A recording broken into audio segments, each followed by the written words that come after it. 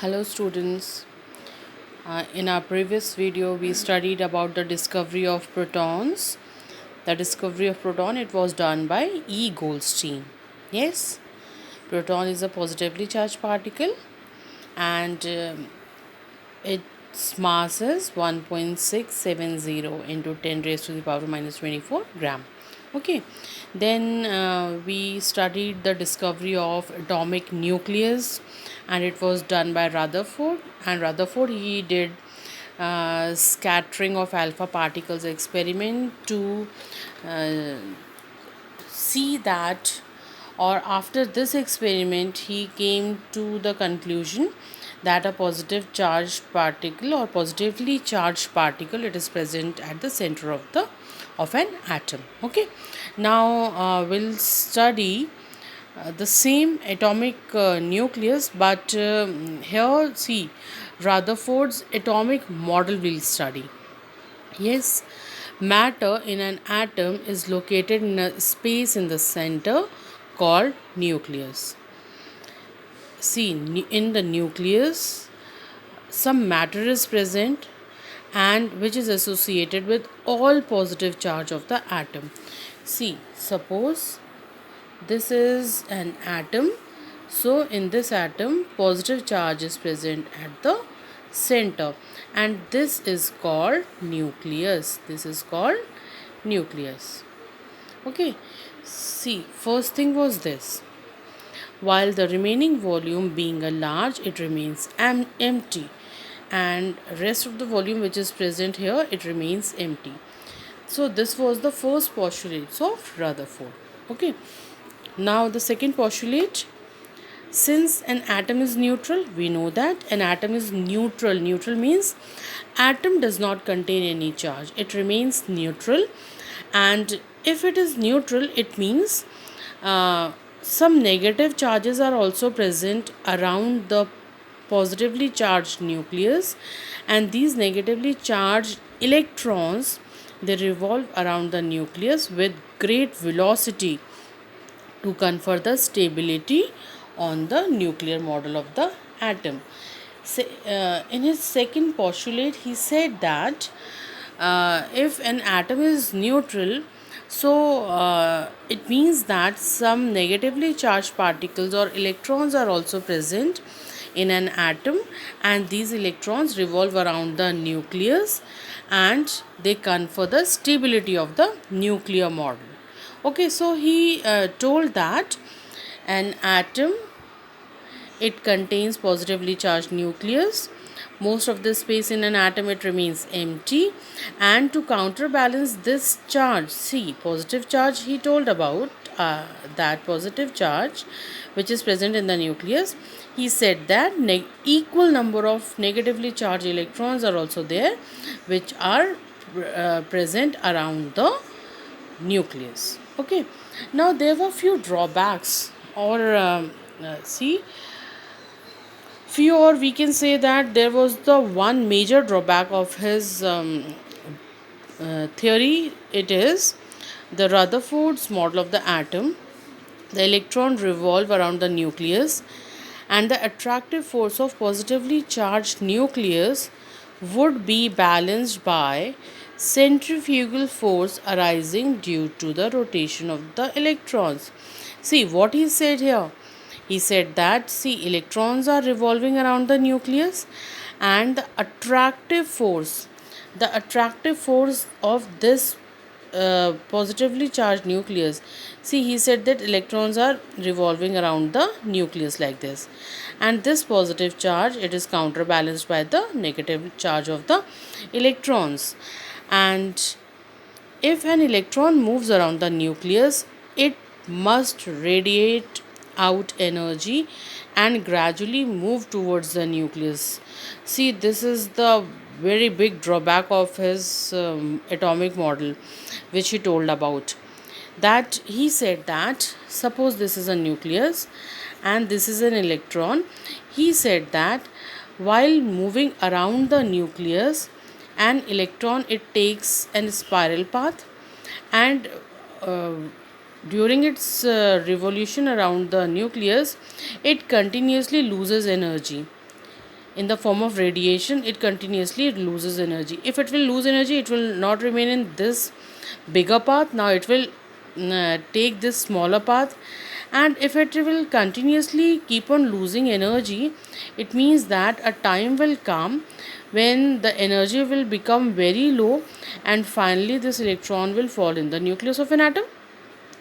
If we follow this theory that electron revolve around the nucleus, and during the revolution they continuously emit out the radiations they emit out. So if they will emit their energy in the form of radiations, then what will happen? Finally, the electron, it will come near the nucleus, and it will drop into the nucleus, and the atom will collapse. If we will follow this theory, then an atom cannot be the like it can destroy easily, since an electron, it will keep moving, and that electron, it will fall in the nucleus. So we know that the Rutherford's model, it could not explain correctly the stability of an electron. He could not explain what is the what is the path of the electron which is followed while they revolve around the nucleus of an atom. So he could not explain the stability of the atom, why an atom is stable. Okay, so after his theory, there was a scientist whose name is Bohr. He gave his postulates about the atomic theory. Okay, after Rutherford, Bohr was there, and what we follow today is his theory only. What he said, that electron revolve around the nucleus in fixed orbit. He said that suppose this is the nucleus, then around this nucleus the electron revolve in their fixed orbits. These fixed orbits. Okay, these are the fixed orbits in which electrons are present. In these fixed orbits, electrons are present, and these fixed orbits, they are associated with some amount of energy. Like this K shell, it is called K shell. It will have least energy. It is present nearest to the nucleus. It will have least energy. Then this is the L shell. This is M shell, like this. So these are the proper energy levels, or energy shells, or also called orbits, in which electron revolve around the nucleus. These are called energy shells because they have certain amount of energies associated to them, and these energy shells, they are represented by the term n, small n. If n is equals to 1 means K shell. If n is equals to 2, L shell. If n is equals to 3, it means we are talking about M shell. Okay, and so on. Like, see here. The integer n, it represents the various energy levels 1, 2, 3, starting from the innermost. We'll start from the innermost, like KLM, and they are designated as KLMN, and so on. As long as the electron rotates in one energy shell, see what they are talking. As long as an electron, it revolves in this energy shell only, it will neither gain energy nor it will lose energy. Okay, neither it loses or absorb energy as long as it is rotating in its own energy shell. When energy is supplied initially to the atom, suppose from the outer source, if it supply energy to the atom, then what will happen? See, if this electron is there, it will gain energy from this outer source, and upon gaining energy, now its energy is more than other electrons which are present in this energy level. So this electron from this energy level, it will come to this energy level, it will jump to the higher energy level, because now its energy is equal to the energy of the electrons which are present in the next shell, next higher shell. Okay, so as long as the electron, it rotates in one energy level, it neither loses or absorbs energy. When energy is supplied initially to the atoms, an electron moves to an orbit of higher energy. From its energy level, after gaining energy, that electron will jump to the higher energy level. And when this electron drops back to its original orbit, energy which was absorbed by that atom here, that energy is radiated by the atom. That electron, it will radiate out that energy which it had absorbed. Okay. According to the equation, E2 minus E1 is equals to h nu. E2, it is the energy of the higher orbit, and E1, it is the energy associated to the lower orbit. So Bohr's model, it gives the precision of location and mode of rotation of electron around the nucleus. He told that around the nucleus electrons are present, and um, they are present in definite energy shells or energy levels. Now, discovery of the neutrons. Neutrons were discovered by James Chadwick. Okay. See, his discovery is he established that an atom consists of subatomic particle, that is electrons and protons. These two were discovered by that time.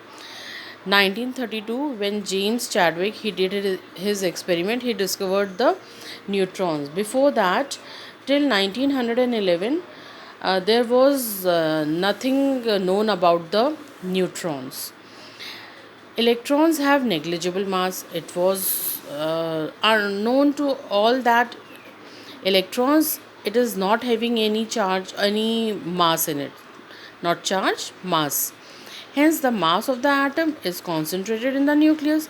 It means if these electrons present over here, if these are not having any mass, it means total mass of an atom, it is dependent upon the nucleus only. And nucleus was containing protons only. It means total mass of an atom, it is dependent upon the protons only, because by that time neutrons were not discovered. But there was a confusion, like in case of helium, there are two protons in its nucleus. Okay.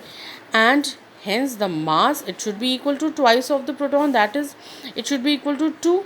But atomic mass, when calculated experimentally, it was coming out to be 4.